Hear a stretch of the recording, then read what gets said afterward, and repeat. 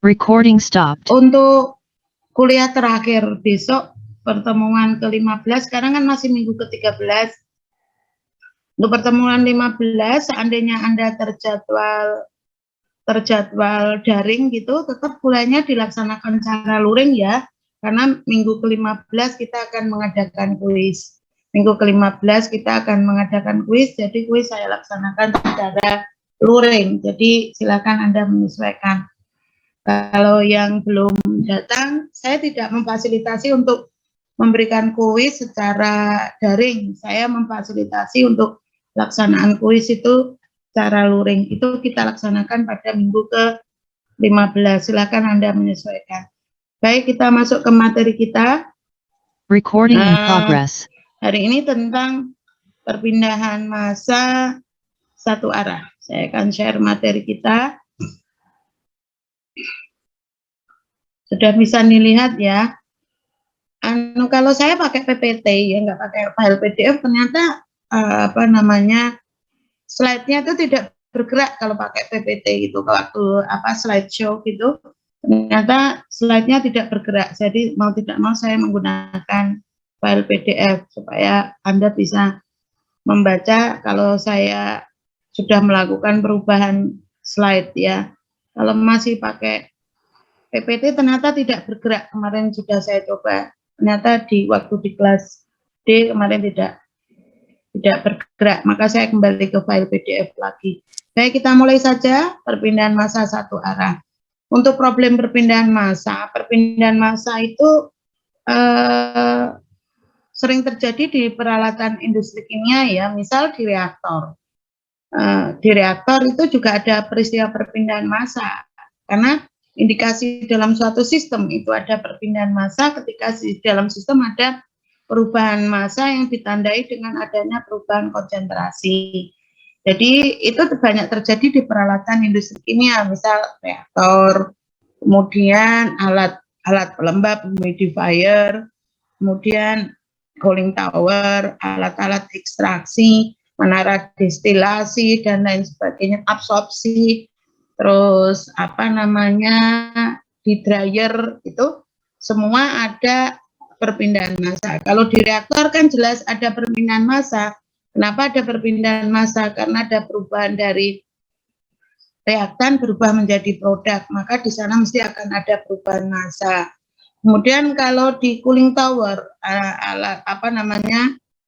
untuk menara air gitu, cooling tower, menara pendingin di sana itu juga ada perpindahan massa. Perpindahan massa apa yang terjadi dalam cooling tower?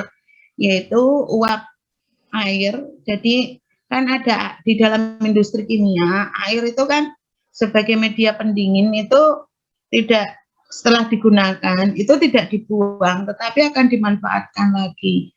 Supaya air dingin yang semula sudah dimanfaatkan sehingga suhunya naik, kalau akan dimanfaatkan lagi maka air tersebut harus didinginkan. Nah, wadah untuk mendinginkan air yang sudah kita gunakan, air pendingin yang sudah kita gunakan itu namanya kan menara pendingin, cooling tower tadi.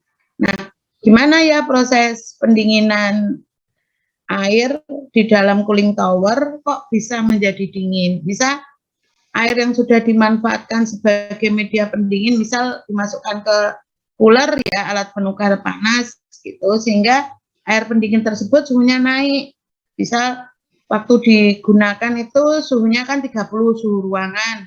Begitu sudah digunakan sebagai media pendingin, otomatis air yang keluar dari cooler itu dia suhunya naik, misal menjadi 50.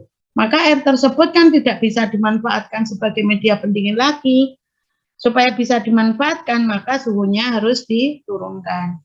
Alat untuk menurunkan suhu air di sini kita gunakan cooling tower.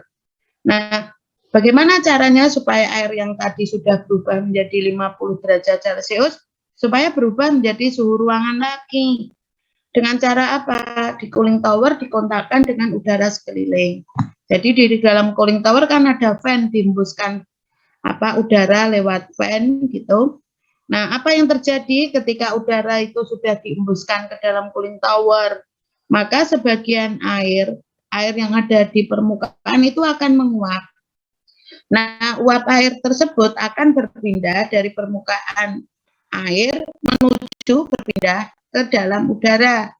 Maka otomatis di sini ada perpindahan massa uap air dari permukaan air menuju udara. Nah, waktu air itu menguap, itu kan butuh panas, ya tidak. Nah, panasnya diambil dari mana? Oh, namanya proses pendinginan. Nah, airnya itu diambil, panasnya itu diambilkan dari badan air itu sendiri. Karena apa? Karena apa namanya? Di air tersebut panasnya diambil, otomatis air yang tadi suhunya 50, maka suhunya akan turun. Nah, ia tahu kan di permukaan air tadi itu kan menguap atau tadi. Untuk menguap kan butuh panas. Nah, panasnya dari mana? Diambil dari badan air itu sendiri. Karena airnya itu panasnya sudah terambil, otomatis suhu air menjadi turun. Nah, perpindahan massanya ada di mana? Perpindahan massanya adalah dari uap air, dari permukaan air itu menuju ke udara.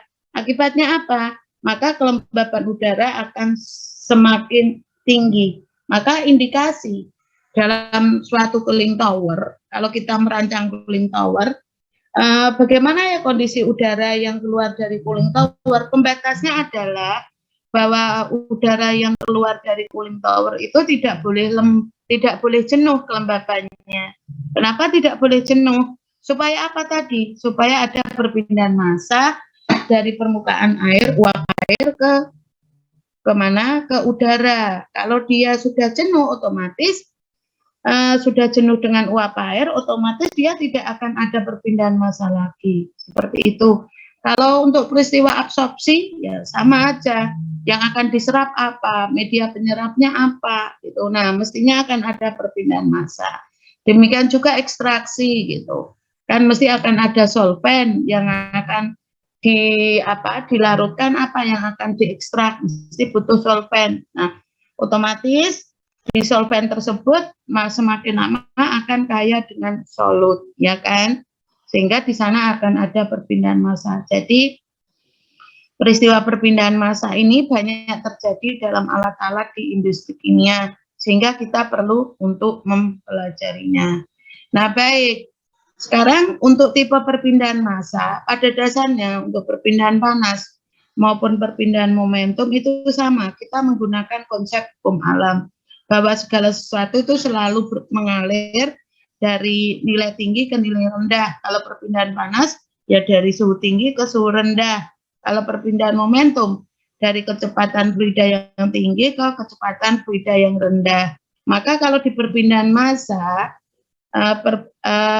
perpindahan massa itu terjadi dari daerah yang mempunyai konsentrasi tinggi menuju ke daerah yang berkonsentrasi lebih rendah.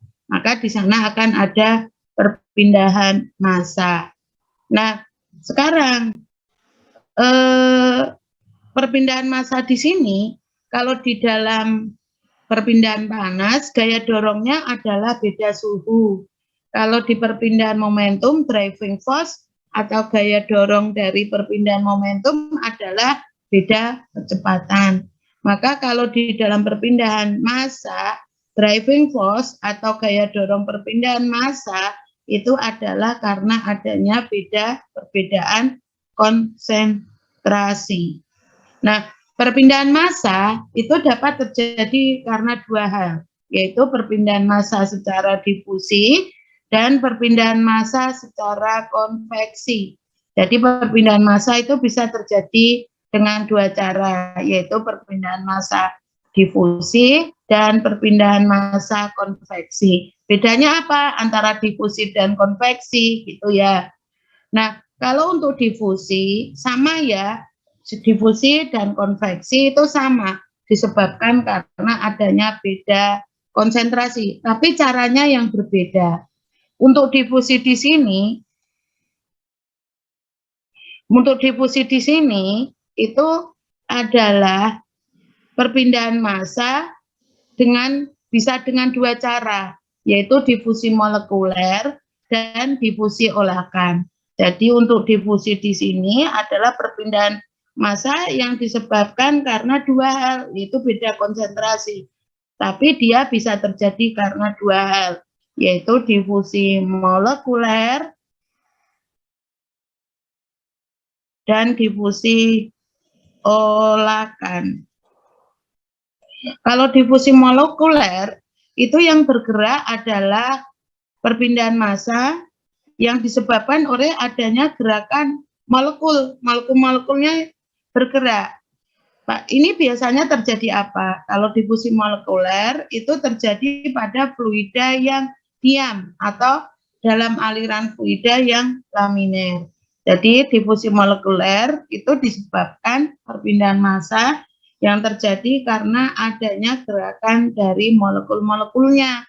Nah, maka dalam difusi molekuler ini itu terjadi pada fluida yang diam ataupun fluida yang mengalir secara laminer. Nah, misal gini, kita punya segelas air gitu ya, punya segelas air. Kemudian air tersebut kita beri gula gitu, air teh misal. Kita beli gula. Nah, ternyata kita lupa ngaduk gula tersebut, kita biarkan gitu. Maka apa yang terjadi? Mesti gula di dalam air teh tadi akan larut walaupun tanpa diaduk. Karena apa? Ada molekul-molekul gula yang bergerak, ya toh. Maka waktu Anda minum di gelas tadi yang berisi air teh dan gula, mesti walaupun tanpa diaduk kan sudah sedikit manis. Karena apa? Ada gula yang larut walaupun tanpa diaduk. Jadi kenapa bisa seperti itu? Karena tadi molekul-molekul gulanya bergerak memasuki ke dalam air, ya toh. Jadi ini difusinya terjadi secara molekuler. Nah, kalau difusi olakan seperti apa? Yaitu perpindahan massa yang dibantu dengan dinamika aliran. Seperti halnya tadi, misal ada gula ditaruh dalam air teh di dalam gelas. Maka kalau gelas tadi Anda aduk gitu, maka kan semakin cepat pengadukannya, maka pelarutan gula kan akan semakin cepat karena dipengaruhi oleh apa? Dinamika alirannya menjadi bergerak sangat cepat. Ya tahu kalau pengadukannya cepat, maka gerakan fluidanya kan menjadi cepat. Itu yang disebut dengan difusi olakan, yaitu karena dibantu dengan adanya dinamika fluida, dan itu mestinya dipengaruhi oleh usaha dari luar. Ya tadi seperti mengadukan, misal kalau dalam aliran ya karena ada pompa, ada kompresor dan sebagainya, itu yang menyebabkan perubahan dinamika aliran. Akibatnya apa? Difusinya terjadinya secara olakan. Semakin kecil kecepatan alirannya, maka ya kecepatan difusinya menjadi semakin lambat. Ya, makanya tadi kalau Anda aduk pelan, ya kecepatan pelarutannya menjadi lambat jika dibandingkan dengan ketika Anda aduk dengan cepat. Itu ya. Tetapi kalau tadi difusi molekuler, kita biarkan saja. Gulanya kan tetap larut. Karena apa? Molekul-molekul gulanya yang bergerak. Itu bedanya. Nah, terus karena difusi molekuler itu disebabkan oleh gerakan molekulnya. Maka kita bisa mengatakan untuk difusi molekuler di dalam padatan itu mestinya difusi molekulernya akan berjalan lebih lambat jika dibandingkan difusi molekuler yang terjadi di dalam cairan ataupun di dalam gas. Karena apa? Dipengaruhi oleh densitas. Densitas padatan kan besar ya jika dibandingkan dengan densitas dari cairan dan gas. Otomatis difusi molekuler di dalam padatan menjadi lambat jika dibandingkan dengan difusi molekuler di dalam gas ataupun di dalam cairan. Mohon maaf ya, saya minum dulu.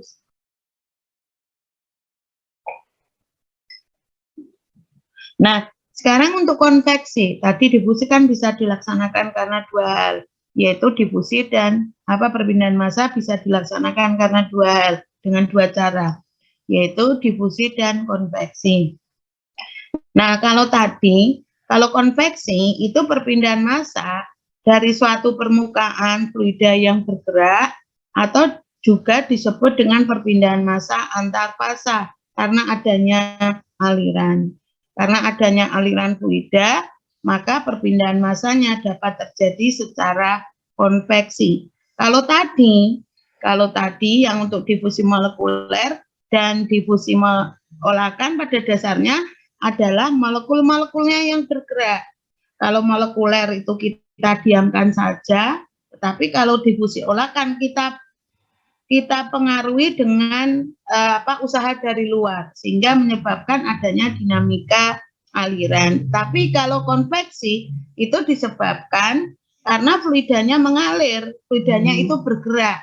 Sehingga kita katakan bahwa perpindahan massanya itu bisa juga disebut dengan perpindahan massa antar fasa. Perpindahan massa antar fasa. Nah, misal gini,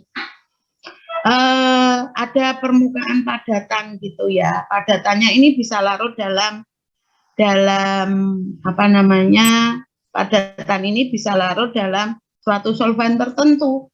Maka kalau di atas padatan itu solvennya bergerak, mestinya akan ada perpindahan panas konveksi. Tetapi seandainya padatan itu berkontak dengan fluida yang diam, maka perpindahan massanya terjadinya secara difusi. Itu ya, misal gini, ini ada padatan gitu. Ini adalah padatan A, kemudian ada solvent B gitu ya. Ini ada padatan A, ini ada solvent B gitu ya. A bisa larut di dalam B. A bisa larut dalam solvent B. Jadi A-nya di sini adalah solut, B-nya adalah solvent. Gitu ya. Nah, sekarang kalau ada peristiwa seperti ini, maka bisa terjadi perpindahan massanya karena dua hal. Kalau yang pertama, ketika kalau fluidanya itu mengalir, di sini otomatis A-nya kan bisa larut di dalam B. Kalau fluidanya itu mengalir, maka perpindahan massanya bisa terjadi secara konveksi. Tapi kalau seandainya itu fluidanya diam, tapi dalam hal ini A kan bisa larut dalam B, A bisa larut dalam B. Maka walaupun fluidanya diam, B-nya ini diam, maka di sini bisa terjadi perpindahan massanya secara difusi. Ya toh, kalau fluidanya diam ya difusi, kalau fluidanya itu mengalir, maka di sini akan ada perpindahan massa secara konveksi. Baik, sekarang kalau kita lihat di sini, nah kalau di perpindahan panas dan perpindahan momentum, kita hanya mengenal satu flux. Di perpindahan panas ya hanya ada satu flux panas. Di perpindahan momentum juga hanya ada satu flux momentum. Kalau di perpindahan panas konduksi, kita mengenal hukum Fourier tentang panas konduksi untuk menentukan flux panasnya. Kalau di perpindahan momentum, kita mengenal hukum Newton kedua tentang viskositas untuk menentukan flux momentumnya.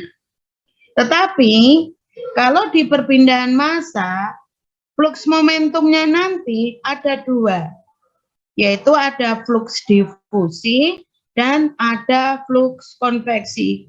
Kenapa bisa seperti itu? Ingat, karena perpindahan massanya bisa terjadi karena dua cara, yaitu difusi dan konveksi. Nah, sehingga untuk difusinya juga punya flux difusi. Di konveksinya juga punya flux, yaitu flux konveksi. Maka dalam perpindahan massa, kalau perpindahan massanya itu terjadi karena dua hal, yaitu difusi dan konveksi, maka kita perlu menentukan flux totalnya. Nah, flux total itu apa? Flux total adalah sama dengan flux difusi ditambah dengan flux konveksi. Bentar ya, Mbak Tunjung, Maaf lahir batin nggih. Ya Allah lagi ngomong lagi ngulang Mbak bocah. Ya Allah ana Mbak Tunjung toh. Maaf adik saya sawalan dulu tuh kan. Nah, baik. Jadi karena perpindahan massa itu terjadi secara difusi dan konveksi, di difusi kan ada flux difusi, di konveksi juga ada flux konveksi. Maka kalau di dalam perpindahan massa ada terjadi dua cara perpindahan massa, maka kita perlu mencari flux totalnya. Flux totalnya itu disebut dengan flux molar total. Nah, sekarang kita lihat di sini, bentar ya. Kita lihat dulu. Nah, sekarang kita lihat dulu. Di sini ada peristiwa ekstraksi atau leaching. Ada suatu padatan A. Nah, ternyata A-nya itu bisa larut dalam solvent B. Jadi, padatan A ini bisa larut di dalam solvent B. Nah, padatan ini ternyata berbentuk lembaran. Misal ya, padatannya berbentuk lembaran. Ini atau bidang datar. Ini adalah A. Ini adalah padatan A berbentuk bidang datar atau koordinat rektangular. Nah, sekarang karena A-nya itu bisa larut dalam B, maka nanti akan ada peristiwa pelarutan, kan gitu ya. Nah, sekarang di atas padatan A ini adalah solvent B. Jadi, padatan A ini dikontakkan dengan solvent B. Padatan A ini dikontakkan dengan solvent B. Ternyata apa yang terjadi? Ketika sebelum pengamatan, ketika T-nya kurang dari 0, ternyata di dalam B itu sudah mengandung sedikit A.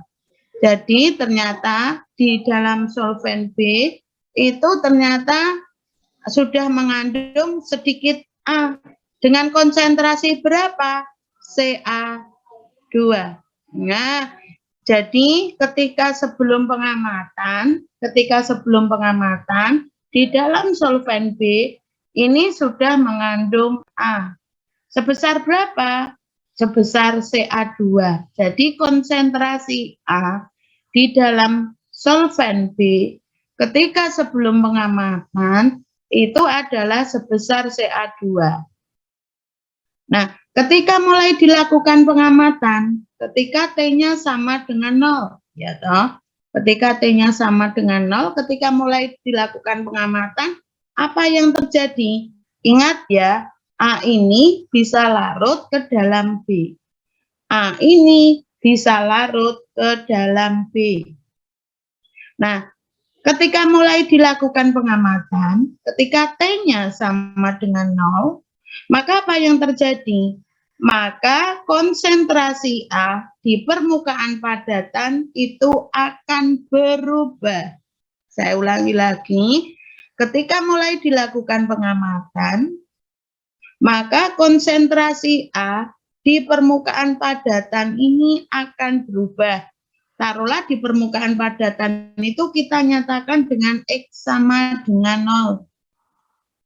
Jadi di permukaan padatan itu kita nyatakan dengan X sama dengan 0. Apakah coretan saya kelihatan?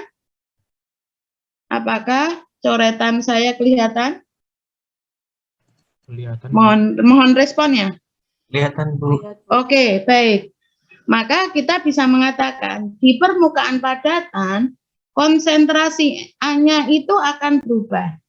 Yang kita tinjau di mana? Di solventnya ya. Di solventnya. Jadi ketika X sama dengan 0 atau di permukaan padatan, maka konsentrasi A-nya di dalam solvent itu adalah menjadi Ca1.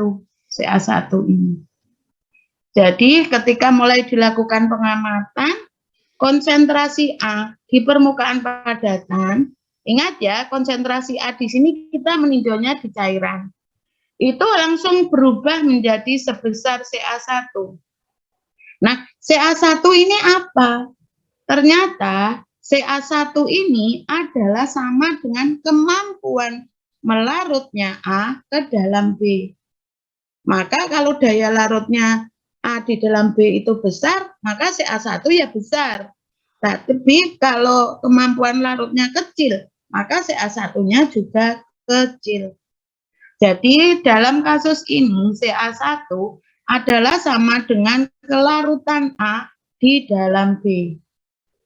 Sekarang pertanyaannya, selain di permukaan X sama dengan 0, selain di permukaan padatan, bagaimana konsentrasi A di dalam B yang lain? Di sini misal, di posisi sini. Konsentrasi A-nya bagaimana ketika waktu mulai dilakukan pengamatan?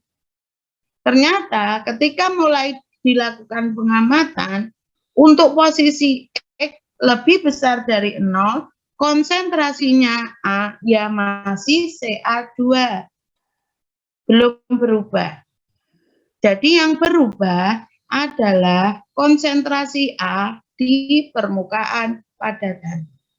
Maka kita bisa mengatakan di dalam atau di permukaan padatan A ini ada perbedaan yang sangat tajam antara perbedaan konsentrasi di permukaan padatan dengan konsentrasi di X yang lain. Ingat, sumbu X ya ini, ke atas itu adalah sumbu X. Bidang datar kita saya gambarkan sebentar, kalau saya gambarkan sebentar ya, kalau kita gambarkan, ini bidang datarnya adalah ini. Ini sumbunya ya, ini. Jadi sumbu X-nya adalah ini, X-nya ini, Y-nya ini, Z-nya ke sana. Nah, ternyata permukaan padatan itu letaknya di posisi yang kita tinjau adalah di posisi X. Ketika X-nya sama dengan 0, ketika waktunya T sama dengan 0, konsentrasi Ca-nya adalah sama dengan Ca1. Nah, bagaimana untuk posisi X lebih besar dari 0? Maka Ca-nya ya masih tetap Ca2. Ca-nya masih tetap Ca2. Maka betul ketika T sama dengan 0, ada perbedaan konsentrasi yang tajam antara di permukaan dengan di X yang lain. Nah, sekarang kalau waktunya itu dibiarkan saja gitu. Ingat, A itu bisa larut di dalam B. Maka akibatnya apa? Walaupun fluidanya ini tidak bergerak, fluidanya adalah diam, gitu ya. Maka apa yang terjadi di dalam B? Maka dalam arah X, saya ulangi lagi, dalam arah X akan terjadi perubahan konsentrasi A-nya. Saya ulangi lagi, dalam arah X ini akan ada perbedaan konsentrasi A-nya. Semakin jauh dari permukaan padatan, semakin jauh dari X sama dengan 0, maka konsentrasi A-nya semakin kecil. Konsentrasi A-nya ke sana itu Ca-nya semakin kecil.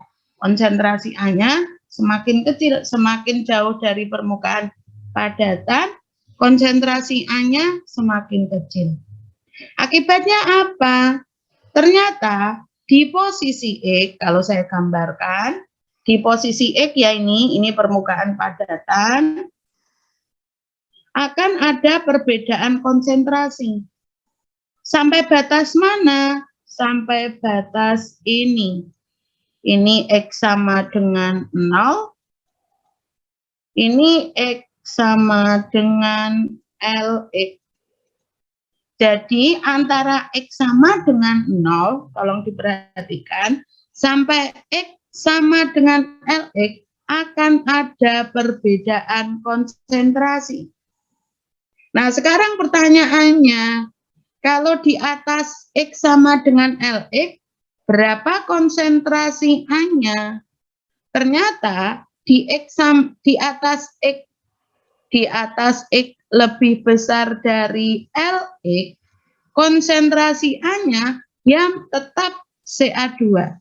Nah, diingatkan ketika sebelum dilakukan pengamatan, konsentrasi A di dalam B kan semua Ca2.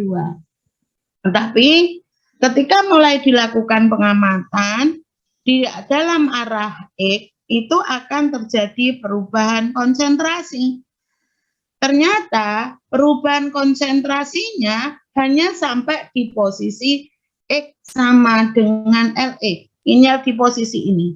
Nah, hanya di posisi ini. Di atas X sama dengan LX, konsentrasinya adalah tetap, yaitu sebesar Ca2. Maka dalam kasus ini, kita bisa mengatakan daerah yang saya arsir ini disebut dengan lapisan film. Nah, daerah yang saya arsir ini disebut dengan lapisan film. Jadi kita bisa mendefinisikan lapisan film adalah daerah yang ada perubahan konsentrasinya. Jadi lapisan film itu adalah daerah yang ada perubahan konsentrasinya. Sementara di atas lapisan film itu tidak ada perubahan konsentrasinya. Kenapa tidak ada perubahan konsentrasinya? Karena ingat, konsentrasinya masih Ca2. Akibatnya apa nanti? Maka dalam kasus ini kita bisa mengatakan bahwa perpindahan massanya, ingat, perpindahan massanya hanya terjadi dalam sumbu X. Terus posisinya di mana perpindahan massanya? Kalau terjadi dalam sumbu X, maka perpindahan massanya itu ada di mana? Perpindahan massanya ada di mana? Sampling ya. Yosefa, perpindahan massanya ada di mana? Perpindahan massanya kan ada di sumbu X. Maka perpindahan massanya ada di mana? Yosefa. Perpindahan massanya ada di mana?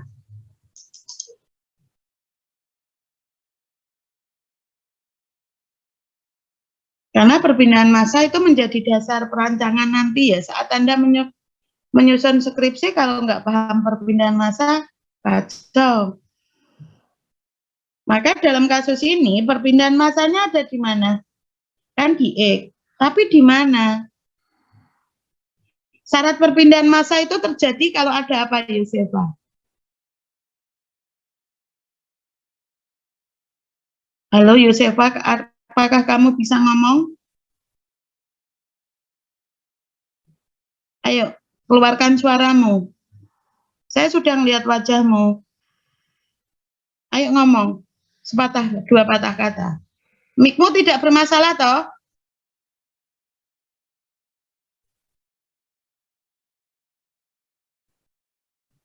Yosefa.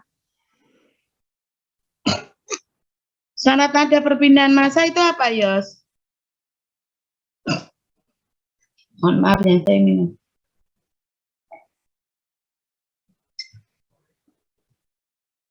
Ayo, tolong jawab kalau Anda bisa jawab.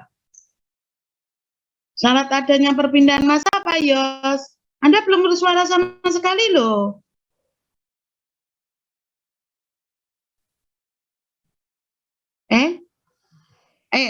Oh, Anda mic-nya. Saya nggak dengar suaramu. Atau tulis sebentar, syarat perpindahan massa apa? Chat. Anda bibirnya bergerak, tapi saya nggak mendengar suaramu. Karena Anda masih mute. Coba unmute.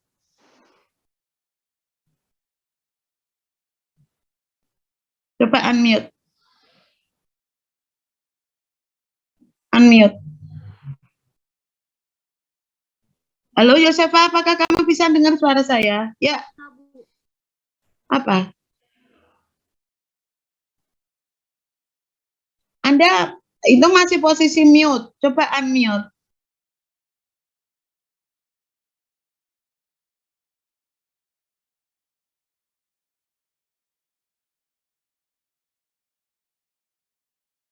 Syarat perpindahan massa apa, Yos?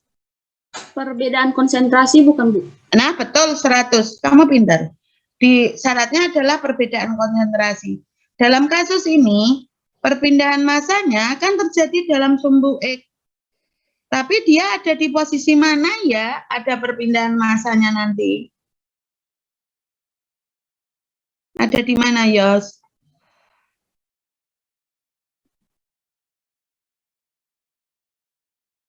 Dwi Anggraita. Dwi Anggraita. Dwi Anggraita. Iya, Bu. Dwi Anggraita nggak ada ya? Dwi Anggraita. Ada, Bu. Ada, baik. Perpindahan massa kita itu terjadi dalam sumbu X. Tapi di posisi mana ya, Dwi Anggraita? Di lapisan filmnya. Kenapa di lapisan film terjadinya perpindahan massanya, Wi? Karena ada perubahan konsentrasi, bukan, Bu? 100. Ya, pintar 100. Baik, terima kasih. Saya lanjutkan. Maka nanti ini sudah terjawab oleh Dwi Anggraita bahwa perpindahan massa kita ini terjadinya dalam sumbu X, yaitu di lapisan film. Kenapa di lapisan film? Karena di lapisan film ada perubahan atau perbedaan konsentrasi. Ingat, dalam perpindahan massa syaratnya adalah adanya perbedaan atau perubahan konsentrasi. Nah, berarti sekarang kita tinggal mencari bagaimana bentuk fluks difusi dan bagaimana bentuk fluks konveksinya. Bagaimana bentuk fluks difusi dan bagaimana bentuk fluks konveksinya. Kalau yang ini tadi sudah saya jelaskan ya, ketika di X sama dengan 0, konsentrasinya adalah sama dengan Ca1. Kapanpun waktunya, ketika di permukaan padatan, konsentrasi A di solvent itu adalah Ca1, yaitu besarnya sama dengan kelarutan A di dalam B, di mana nilai Ca1 ini adalah konstan. Kapanpun waktunya, konsentrasi A di permukaan padatan adalah sama dengan Ca1. Nah, sekarang di posisi X sama dengan Lx, kapanpun waktunya, maka konsentrasi A di dalam solvent B adalah Ca2. Ingat ya, di X sama dengan Lx, ini adalah batas lapisan film. Betul ya? Batas lapisan film kita itu, atau lapisan film kita itu letaknya di X sama dengan 0 sampai dengan X sama dengan Lx. Maka batas lapisan film adalah di X sama dengan Lx. Karena di atas X sama di X lebih besar dari Lx, maka konsentrasinya tetap sebesar Ca2.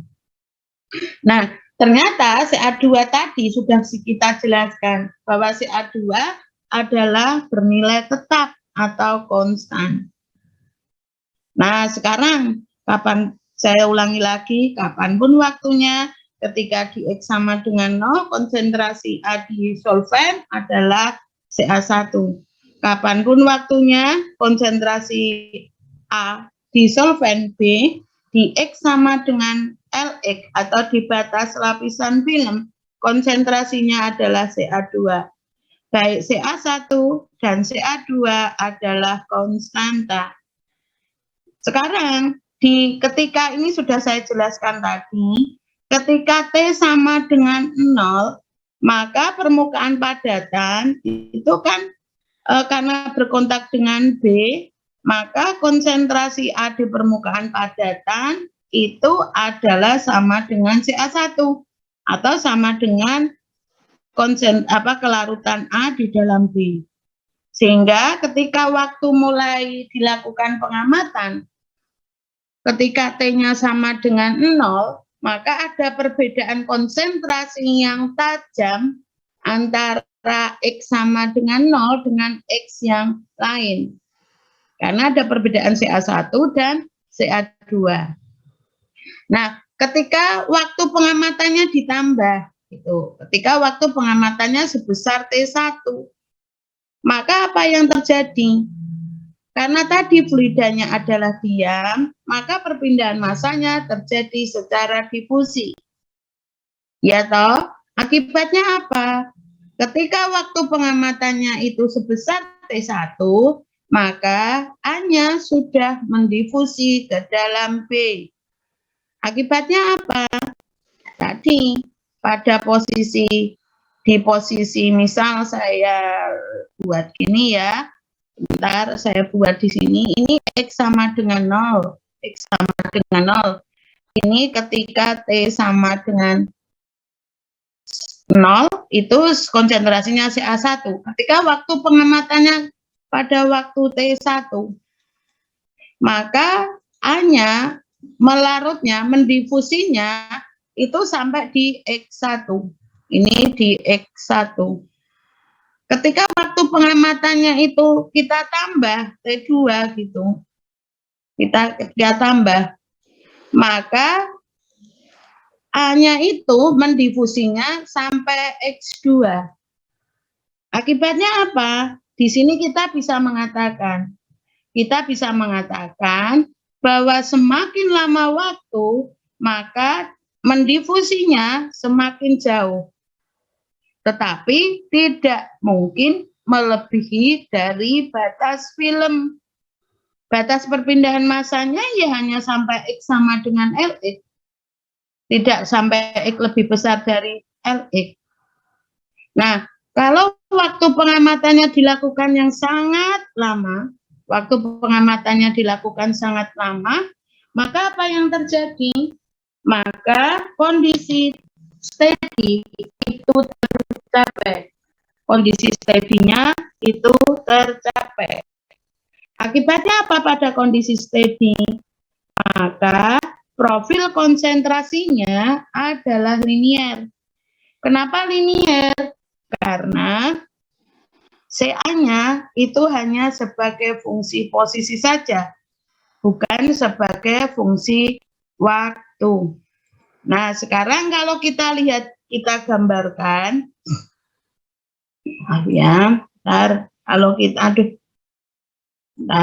kalau kita lihat di sini, profilnya adalah ini. Kalau tadi ini menggambarkan apa ya? Kalau tadi ini adalah permukaan padatan A, ini adalah A-nya, sementara ke sana itu adalah solvent B. Maka batas lapisan film itu seperti yang sudah saya gambarkan tadi. Ini. Perpindahan massanya nanti ya hanya ada di lapisan film. Nah, tadi sudah saya jelaskan. Kalau membuat profilnya, di sumbu X ini adalah posisi dalam arah X. Sementara sumbu Y ini adalah konsentrasi A di dalam solvent. Ketika waktu mulai dilakukan pengamatan, maka akan ada perbedaan yang tajam antara konsentrasi di permukaan padatan dengan konsentrasi di X yang lain. Ini tahu ketika ini. Karena di X sama dengan 0, konsentrasinya adalah CA1. Sementara di posisi X yang lain, konsentrasinya adalah CA2. Sehingga akan ada perbedaan konsentrasi yang tajam. Sekarang kalau waktu pengamatannya T1, ternyata, bentar, saya hapusnya dulu. Kalau waktu pengamatannya T1, ini tadi, kalau waktu pengamatannya T1, ternyata mendifusinya hanya sampai X1. Jadi posisi di sini adalah X1. Hanya melarut sampai batas ini. Kalau waktu pengamatannya kita tambah sampai T2, gitu ya. Sampai T2. Maka melarutnya A di dalam solvent B itu semakin jauh, semakin mendekati batas lapisan film atau di X sama dengan X2. Ini sampai sini. Ini adalah posisi X2.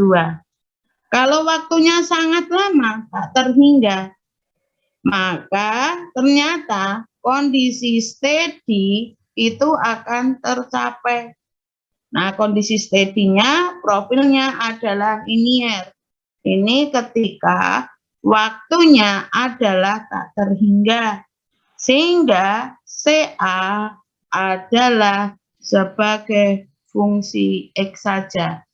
Sementara kalau di kondisi T1 dan T2, karena ini bukan pada kondisi steady, kondisi T1 dan T2 di sini adalah kondisi unsteady state. Maka CA-nya adalah sebagai fungsi posisi dan waktu. Jadi kalau kondisi steady state belum tercapai, maka konsentrasi A-nya itu dipengaruhi oleh dua variabel bebas, yaitu posisi dan waktu, yaitu posisi dan waktu. Baik. Sekarang tadi sudah saya nyatakan bahwa perpindahan massa kita itu ternyata terjadinya karena dua hal, yaitu apa tadi? Perpindahan massa kita. Perpindahan massa kita terjadinya karena dua hal. Apa tadi? Perpindahan massa secara difusi dan perpindahan massa secara konveksi. Perpindahan massa secara difusi dan perpindahan massa secara konveksi. Otomatis nanti ada dua flux, yaitu flux apa? Flux difusi dan flux konveksi. Kalau flux difusi dengan flux konveksi kita tambahkan, maka kita memperolehnya flux total. Jadi flux total adalah sama dengan flux difusi ditambah dengan flux konveksi. Nah, sekarang kita notasikan. Flux kita ini, flux totalnya ini, kita notasikan dengan N. Flux totalnya kita notasikan dengan N. N di sini adalah flux total atau flux molar total. Nah, di sini ada subscript, yaitu A. A di sini artinya apa? Bahwa A ini adalah komponen massa yang berpindah. Yang mendifusikan hanya A ya, B tidak mendifusi dalam kasus kita ini. Maka untuk menuliskan flux molar totalnya, kita butuh subscript, yaitu A. Artinya bahwa dalam kasus kita ini, komponen massa yang berpindah adalah A. Padahal tadi ada solvent B, tetapi tidak kita tuliskan. Karena apa? B-nya tidak berpindah, karena B-nya diam. Yang mendifusi kan hanya A. Sekarang subscript kedua. Subscript kedua adalah X. X di sini adalah menyatakan arah perpindahan massanya. Ingat, dalam kasus kita ini, perpindahan massanya terjadinya adalah dalam sumbu X. Maka subscript keduanya adalah X. Jadi, bentuk atau simbol untuk flux molar total kita tulis dengan bentuk NaX. Ingat sekarang, flux itu apa? Mau flux panas, mau flux momentum, mau flux massa, bahwa flux itu sama dengan laju alir persatuan luas. Kalau di perpindahan panas ya laju alir panas per satuan luas, ya kan? Kalau untuk flux momentum, ya laju alir momentum per satuan luas. Maka dalam kasus perpindahan massa, maka flux massa ya sama dengan laju alir massa. Nah, berarti flux massa ya sama dengan laju alir massa yang berpindah. Nah, berarti kalau kita lihat di sini, kita bisa mengatakan bahwa perpindahan massa kita tadi adalah secara difusi dan konveksi. Karena yang kita cari adalah flux molar total, maka laju alir massanya ya harus laju alir massa A total. Ya toh, karena yang kita cari adalah flux molar total. Maka laju alir massanya yang kita cari ya adalah laju alir massa total ini. Laju alir massa total kita notasikan dengan W. Laju alir massa totalnya kita notasikan dengan W. Dalam kasus kita ini, untuk menuliskan laju alir massa butuh subskrip. Tergantung sekarang. Kalau yang berpindah itu komponen massa apa? A. Maka subskrip pertama dalam laju alir massa adalah A. Subskrip keduanya apa? Arah perpindahan massanya. Perpindahan massa kita, maaf ya, perpindahan massa kita. Dan terjadinya dalam sumbu X, maka subskrip keduanya adalah X. Maka laju alir massa A kita tuliskan dengan WAX. WAX ini satuannya apa? Ya mol A. Mol A. Aduh, saya habis minum agak manis kok jadi batuk. Ini adalah laju alir massa A, mol A per waktu. Nah, berarti kita sudah menentukan laju alir massanya. Sekarang kan flux itu sama dengan laju alir massa, flux massa kan sama dengan laju alir massa A per satuan luas. Luasnya itu tergantung dari arah perpindahan massanya. Perpindahan massa kita di mana? Di X. Maka kita menuliskan luasan perpindahan massanya adalah AX.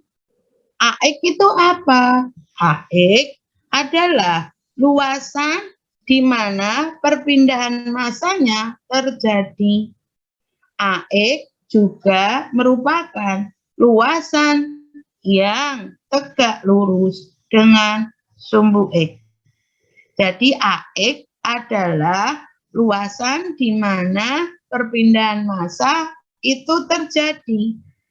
AX juga merupakan luasan yang tegak lurus dengan sumbu X.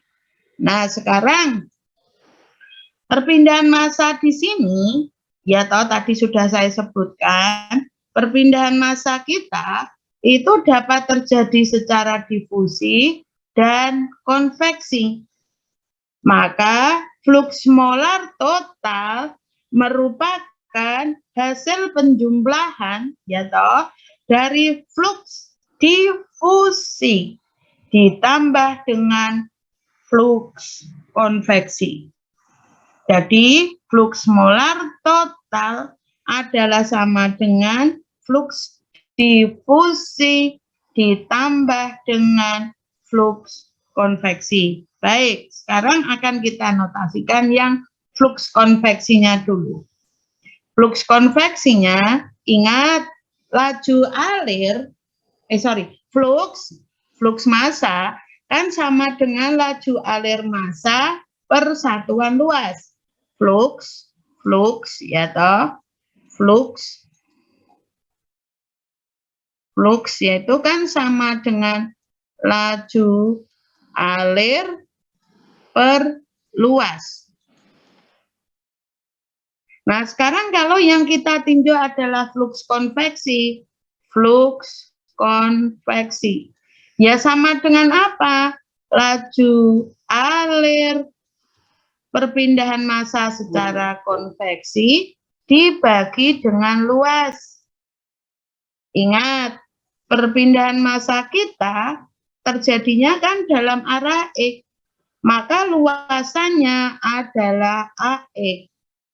Untuk perpindahan panas secara perpindahan massa secara difusi maupun perpindahan massa secara konveksi. Dalam kasus kita ini luasannya adalah sama, yaitu AX. Yang berbeda apa? Laju alir massanya. Sekarang kita definisikan laju alir massa secara konveksi. Nah, ingat tadi bahwa perpindahan massa secara konveksi itu kan perpindahan massa karena adanya aliran fluida. Maka di sini mesti akan ada kecepatan fluidanya. Maka dalam kasus kita ini laju alir konveksinya, ini laju alir konveksinya adalah sama dengan CA. CA itu adalah konsentrasi A, satuannya apa? Mol A per volume. Kali Vx adalah kecepatan fluida dalam arah X. AX itu apa? Luasan yang tegak lurus dengan sumbu X. Sekarang kita cek apakah betul laju alir konveksinya itu satuannya apa? Jadinya laju alir konveksinya satuannya apa? Sampling ya. Sampling. Laju alir konveksinya satuannya apa? Umi kalsum.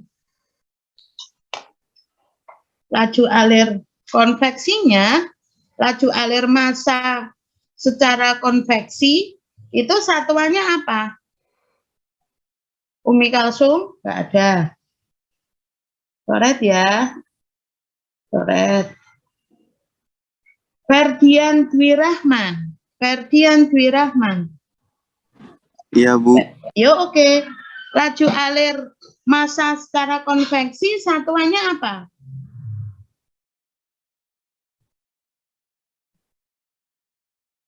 Ya, apa? Laju alir massa secara konveksi satuannya apa? Ya, massa per satuan waktu. Jadi, laju alir massa konveksi, laju alir massa difusi, laju alir massa total, itu satuannya sama, massa per waktu, betul ya? Nah, sekarang kalau dalam kasus ini cuma berbeda caranya. Kalau laju alir konveksi itu dipengaruhi oleh kecepatan fluidanya. Kalau laju alir massa secara difusi tergantung besar kecilnya kecepatan difusinya. Nah, kalau laju alir konveksi tadi sudah kita definisikan, yaitu laju alir massa secara konveksi kan tergantung dari kecepatan fluida, yaitu Vx. Kenapa Vx? Ingat tadi perpindahan massa kita itu kan terjadinya dalam sumbu X. Maka tinjauan kecepatan kita adalah ya Vx dalam arah X. Ingat, Vx adalah kecepatan linier dalam sumbu X atau dalam arah X. Sekarang kita cek satuannya. CA satuannya apa? Mol A per volume. Mol A per volume. Sebentar. CA itu satuannya apa? Mol A per volume. Vx satuannya apa? Kan kecepatan linier. Berarti Pak ini mol A per volume. Kalau apa namanya? Vx satuannya apa? Panjang per waktu. kali AX, luasan dalam arah X, maka satuannya adalah panjang kuadrat. Kalau ada panjang kalikan panjang kuadrat, maka akan menjadi volume. Maka ini kalau kita coret, maka besarnya laju alir konveksinya menjadi apa? Mol A per waktu. Nah, jadi laju alir massa secara konveksi, ya tadi, secara konveksi adalah CA kali VX kali AX. Nah, sekarang kalau flux konveksinya, flux itu adalah sama dengan laju alir per satuan luas.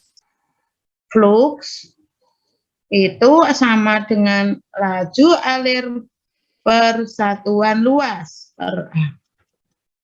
Kalau flux konveksinya berarti laju alir konveksinya kan CA kali VX kali AX, betul enggak? Dibagi luas bagi AX. Maka flux konveksinya AX di atas bawah. Untuk perpindahan kalau di dalam bidang datar, luasan itu kan sebuah bilangan konstan, ya tidak? Beda dengan koordinat silinder, itu dalam arah radial. Kalau R-nya berubah, luasan akan berubah. AR berubah, kalau R berubah, AR akan berubah. Tapi kalau dalam arah X, luasan bidang datar, X-nya berubah, luasannya ya tetap, nggak berubah. Maka besarnya flux konveksi adalah sama dengan ini. Karena AX di pembilang dengan AX di penyebut kita coret. Maka besarnya flux konveksi adalah sama dengan ini. CA kali VX. Ini adalah flux konveksi. Nah, sekarang flux molar total tadi kita simbolkan dengan tadi yang berpindah adalah komponen massa A ya, maka flux molar total A adalah NA. Ke arah mana? Arah X, maka flux molar total kita adalah NaX. Kemudian flux molar total kan sama dengan flux difusi ditambah flux konveksi. Flux konveksinya apa? Ya ini tadi sudah kita definisikan. CA kali VX. Nah, flux difusinya apa? Kita belum mendefinisikan. Ternyata flux difusi itu dinotasikan dengan J. Dalam buku Fahim, flux difusi dinyatakan dengan J. Nah, sekarang dalam menuliskan flux difusi, ini butuh subscript. Tergantung apa cara menuliskannya? Ternyata tergantung dari komponen massa yang berpindah dan arah perpindahan massa difusinya. Tadi yang berpindah apa? A. Maka cara menuliskan flux difusinya adalah CA. Ke arah mana? Ke arah X. Jadi flux difusinya adalah CAX. Nah, CAX ini yang kita belum tahu akan kita cari. Nah, jadi flux molar total itu sama dengan flux difusi ditambah flux konveksi. Kalau kita tuliskan dalam bentuk simbol persamaannya, NaX sama dengan CAX tambah CA kali VX. Nah, ini sudah saya nyatakan. Satuannya sama ya ini. Satuannya sama. Flux molar total ya sama dengan mol A per waktu. Per satuan luas. Kalau ini CA kali VX ya sama. Mol A per waktu kali satuan luas. Flux difusinya apa? Ya sama, mol A per waktu kali satuan luas. Karena flux itu kan laju alir per satuan luas, kan gitu. Nah, sekarang dalam kasus kita ini, ternyata larutan yang kita libatkan itu adalah larutan yang sangat encer atau dilute solution. Akibatnya apa kalau larutan yang sangat encer? Maka konsentrasi A-nya sangat kecil, namanya aja larutan encer. Maka konsentrasi A-nya, Ca-nya adalah sangat kecil. Nah, nilai Ca yang sangat kecil ini pengaruhnya kemana? Kan gitu. Ternyata pengaruh Ca yang sangat kecil ini pengaruhnya adalah ke flux konveksi. Nah, flux konveksi kan adalah Ca kali Vx. Karena Ca-nya sangat kecil, maka besarnya flux konveksi menjadi sangat kecil. Akibatnya apa? Flux konveksinya untuk larutan yang sangat encer itu bisa kita abaikan. Nah, Ca kali Vx itu dapat diabaikan. Karena apa? Nilainya sangat kecil. Karena flux difusinya, flux konveksinya, saya ulangi lagi, karena flux konveksinya sangat kecil, ya toh ini kita abaikan, maka akibatnya apa? Flux molar total itu sama dengan flux difusi. NaX sama dengan JaX. Ini toh. Jadi ini hanya berlaku untuk larutan yang sangat encer. Flux difusi adalah sama dengan flux molar total. Flux difusinya adalah sama dengan flux molar total. Itu untuk larutan yang sangat encer. Baik, sekarang kita bergerak ke slide berikutnya. Sekarang kita akan menentukan JaX-nya atau flux difusinya. Kita akan menentukan flux difusinya. Ingat, dalam perpindahan panas konduksi, kita mengenal flux panasnya adalah menggunakan hukum apa? Fourier. Selalu saya ulang, hukum Fourier tentang panas konduksi. Kalau di perpindahan momentum, flux momentumnya kita mengenal apa? Hukum Newton tentang viskositas. Maka kalau di perpindahan massa secara difusi, kita mengenal hukum Fick tentang difusi. Karena yang kita cari adalah flux difusi, maka kita mencari hukum yang tentang difusi. Ternyata kita menggunakan hukum Fick tentang difusi. Sekarang kita akan kembalikan secara umum, definisi secara umum. Flux tadi, flux itu kan sama dengan laju alir per satuan luas. Nah, sekarang karena di sini kita akan menggunakan hukum flux secara definisi secara umum, ternyata kita kan kemarin sudah mendapatkan definisi flux secara umum kan bisa kita definisikan dalam bentuk apa? Transport property dikalikan dengan potensial gradien potensialnya. Kalau di perpindahan panas, kita mengenal flux panas.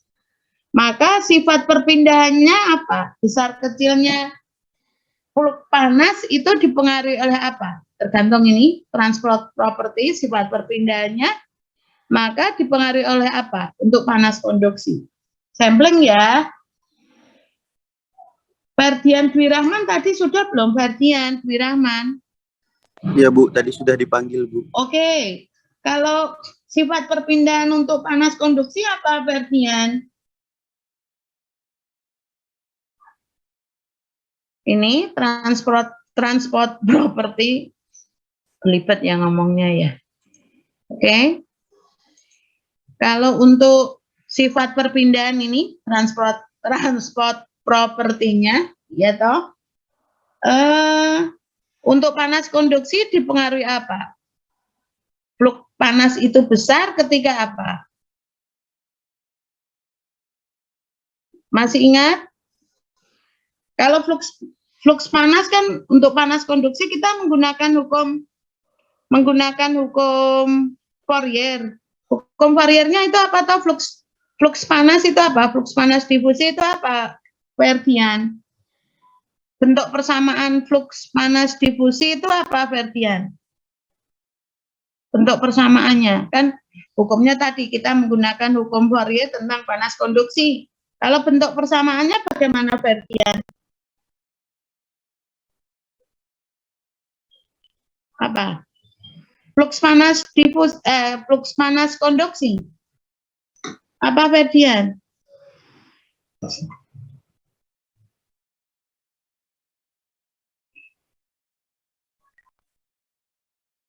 Loh, ini sudah kuliah minggu ke-13 loh. Masa flux panas konduksi masih meraba-raba? Waduh, pengen terus ning ndi kuliah sebelumnya ning ndi kamu? Tak pikir sudah otomatis spontan gitu, sudah tahu. Nah, ini kan nah kamu kemarin menyelesaikan tugas, menyelesaikan UTS terus piye nasibmu? Ditanya flux. Kan dasar kita membuat persamaan distribusi selalu menggunakan hukum flux. Kalau di proses transfer kan gitu dasarnya. Kan namanya aja proses transfer. Mesti harus ada kaitannya dengan flux. Waduh, piye kira? Joyce Kristianto. Ada enggak Joyce? Iya, Bu. Oke, Joyce. Bentuk flux konduksi kan kita menggunakan hukum Fourier ya tentang panas konduksi. Bentuknya apa, Joyce? Itu min KA kali dt per dx. Artinya apa? Kalau ada apa negatif KA kali dt per dx artinya apa itu berarti?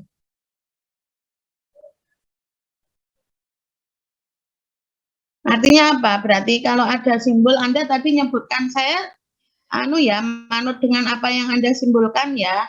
Berarti katanya negatif KA kali dt per dx. Flux panasnya ditulis apa ini, Joyce, jadinya? Kalau Anda menuliskan bentuk seperti ini, maka bentuk flux panasnya dinyatakan dalam bentuk apa? Notasinya apa, yuk?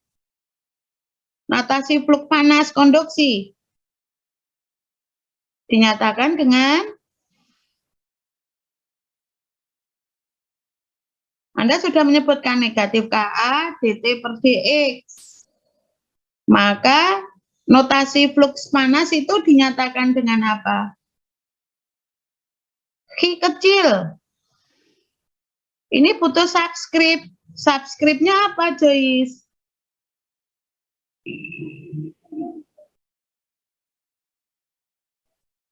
Notasi flux panas kan Q kecil ya, kita kemarin sepakat. Laju alir panas. X, Bu. Apa, Joyce? Qx. X. Artinya apa berarti? Kalau ada Qx. Qx ini artinya apa? Kenapa kok tidak QY? Kenapa tidak QZ? Kenapa kok tidak QR? Kenapa Anda menuliskannya QX? Karena kalau di proses transfer ada perpindahan itu amat sangat berpengaruh ya. Amat sangat berpengaruh. Maka butuh subscript. Supaya jelas, oh kita meninjau perpindahan panasnya itu ada di sana loh ya. Oh kita meninjau perpindahan momentumnya itu ada di sana loh ya. Oh kita meninjau perpindahan masanya, oh itu ada di sana loh ya. Itu semua ada dinyatakan.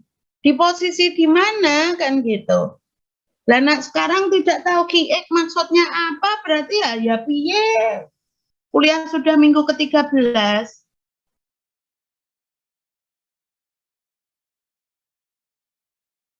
GX apa artinya?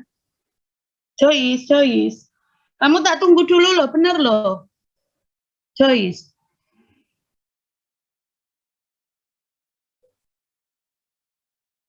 GX artinya apa berarti, Joyce? Artinya, notasi Q kecil itu adalah flux. Kalau laju alir panas kan notasinya Q besar ya, kita kemarin sudah sepakat itu. Atau Q dot besar gitu juga Karena boleh. terjadi dalam arah X. Berarti artinya apa? Apa yang terjadi apa? Kalau Q Karena di terjadi sini, dalam arah X. apa yang terjadi? Flux Kecelakaan panasnya. kah? Apa? Flux panasnya terjadi dalam arah X. Artinya apa? Kalau GX di sini artinya apa? Perpindahan apanya yang terjadi dalam arah X?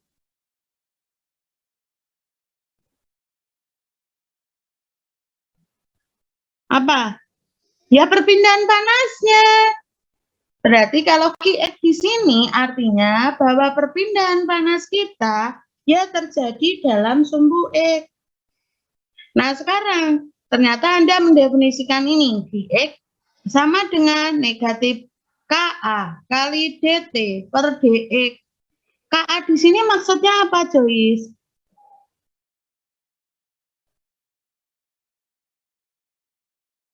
Saya tinggal ngikut jawaban Anda loh, karena Anda yang jawab, sekarang Anda yang saya kejar. Saya kan nggak adil ya melimpahkan ini wong yang kalau saya pertanyakan ke teman Anda kayaknya nggak adil wong Anda yang jawab kok. Yang menentukan kan Anda. Ini kan banyak notasi. Ini yang memilih kan Anda. Ini kan pilihan Anda. Beda kepala, beda isi kan gitu. Karena tadi saya kan tidak menentukan arah dan apapun gitu. Saya cuma menyebutkan flux panas konduksi itu dinyatakan dalam bentuk persamaan Anda apa kan gitu. Anda menjawabnya negatif KA DT per DX. Artinya kalau KA di sini artinya apa, Joyce? Kalau saya pertanyakan ke yang lain, tolong yang jawab Anda yang memilih jawaban ini Anda. KA di sini artinya apa, Joyce? Loh, lah piye wong Anda yang memilih sendiri kok. Artinya KA apa artinya? KA. Loh, lah tadi Anda berarti pas buka Konduktivitas catatan panas. tulisannya KA gitu, terus langsung jawab gitu. Yojono ya, ini udah minggu ke-13 ya. Kayaknya terlalu naif lah kalau nggak bisa. Ayo, KA sama dengan apa, Joyce? Kalau K-nya sendiri, Konduktivitas K panas. sendiri apa, Joyce? Konduktivitasnya, Bu. Konduktivitas apa? Konduktivitas panas. Konduktivitas panas. Kalau ada subscript A di sini maksudnya apa, Joyce? Kenapa Anda tidak memilih B, tidak memilih C, tidak memilih D, Anda memilih A?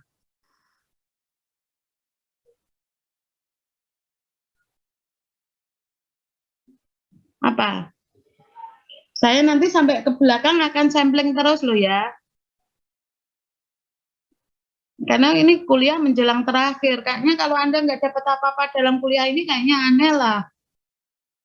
Tuh, kayaknya saya yang bersalah banget. Ayo, kalau K konduktivitas panas. Berarti kalau A, kalau saya yang jawab belum tentu satu pemikiran. A di sini artinya apa, Joyce?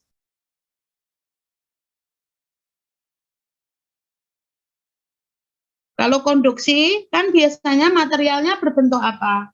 Fasa apa? Fasa apa? Padat, cair, gas. Konduksi itu banyak terjadi dalam apa? Konduksi itu banyak terjadi untuk bahan dalam fasa konduksi. Kan perambatan secara molekuler.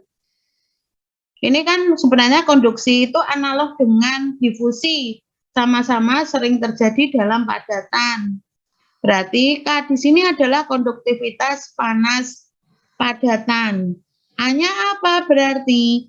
hanya ternyata material padatan Anda adalah terbuat dari bahan A. Itu ya. Jadi ini adalah konduktivitas panas bahan A. Kalau bahannya B, ya kalau biasanya dinotasikan dengan KB. Kalau materialnya terhadap C, ya kita tulis dengan KC. Apakah itu yang kamu maksud, Joyce? Ayo ngomong dong, ayo biar Ya, cepat. Bu. Halo, Joyce. Bu. Apakah apa yang kamu maksudkan sama dengan yang saya maksudkan? Heeh. Ya. Apa ulangi saiki? Karena adalah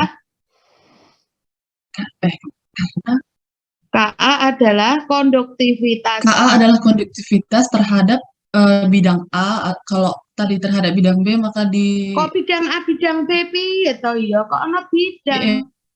Ulangi. Kalau misal bahan padatan saya itu terbuat dari material A. Materialnya terbuat dari bahan A. Misal terbuat dari besi gitu, besinya saya nyatakan dengan A. Maka sebenarnya kan ini konduktivitas panas besi. Tapi saya nyatakan dengan, misal ada material bahan padat terbuat dari A. Maka saya menyatakannya konduktivitas panasnya ya Ka. Kalau misal terbuat dari besi, ya boleh saja saya tulis KFE, kan boleh. Terbuat dari emas, ya KAU, kau. Gitu. Maksudnya A ini adalah material padatannya terbuat dari apa? Itu. Kalau terbuat dari besi, ya KFE misal untuk memudahkan, misal besinya kita ganti dengan bahan A, maka saya menuliskannya adalah KA. Jadi KA artinya adalah konduktivitas panas bahan A, ora bidang A. Konduktivitas panas bahan A. Ayo ulangi Joyce. Ora iso kebangetan. KA adalah konduktivitas panas bahan A. Bahan A. Sekarang DT per DX artinya apa?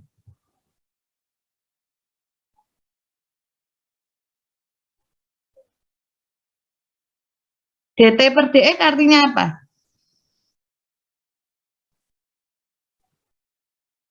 Ingat, yang kita tinjau ini adalah panas konduksi. Nah, kalau ada DT per DX artinya adalah apa artinya? Wes secara definisi secara umum aja, wes. Saya nggak menanyakan yang muluk-muluk enggak. Sejauh Gradien pengertian temperatur Anda. dalam arah X. Apa artinya? Gradien temperatur dalam arah X. Berarti artinya apa? Perbedaan suhu terhadap perubahan suhu atau perbedaan suhu terhadap X. Aduh, ini loh ada DT per DX. Artinya D itu kan perbedaan atau perubahan. Karena syarat perpindahan panas kan adanya perbedaan suhu. Maka kalau ada DT per DX adalah apa artinya? Perbedaan suhu terhadap D itu perbedaan atau perubahan boleh. Berarti kalau DT per DX adalah perubahan suhu terhadap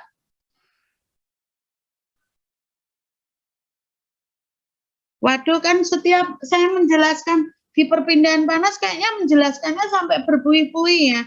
Cuma sayang kalian nggak memperhatikan gitu. Jadi saya dianggap kayak radio rusak gitu loh.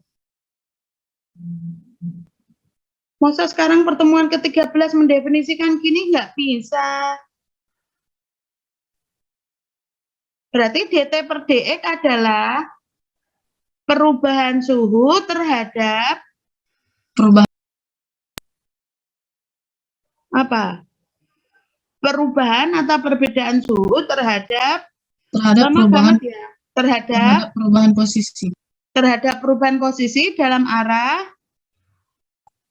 X. Arah E. Jadi DT per DX adalah sama dengan perubahan suhu terhadap perubahan posisi dalam arah X. Baik, sekarang kalau saya menuliskan Q Y gini, maka kalau saya menuliskan konduktivitas panasnya adalah K gitu, maka DT per, bentar, sampling lagi. Diva Anissa Widianto. Diva Anissa Widianto. Diva Anissa, nggak ada ya, coret. Diva Anissa Widianto. Anissa ada, Ibu. Adakah? Ada. Ya, kamu kok nggak ngerespon kenapa? Ayo, Div. Kalau saya menuliskan fluk panasnya adalah Q sama dengan negatif K, DT per apa jadinya ini?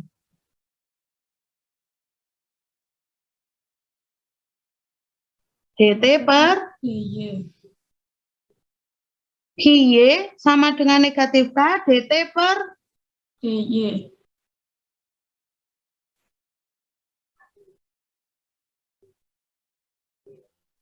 apa? Tadi Anda nggak nyimak diskusi kita dengan Joyce. Nah, kamu nang di DT per DY. apa? DT per DY. Apa? QY sama dengan negatif K, DT per DY, Ibu. DT per DY. Nah, baik. Sekarang kalau saya menuliskannya QY sama dengan negatif K, do T per do Y. Bedanya apa, Div?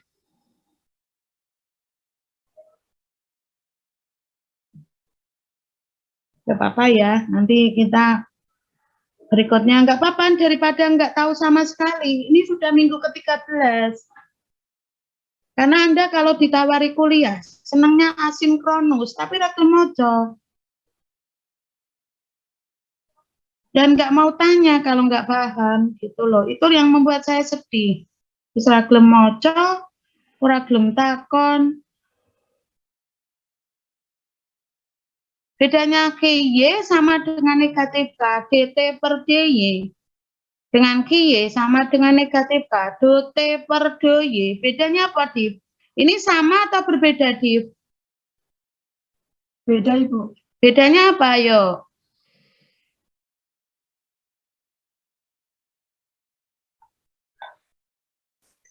Loh, lah kok masih...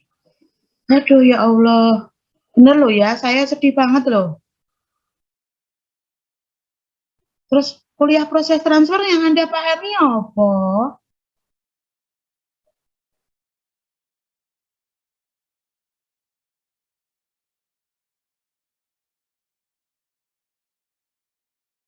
Bedanya apa? Kalau yang DT per DY itu dalam keadaan steady state. Artinya apa kalau dalam keadaan steady state?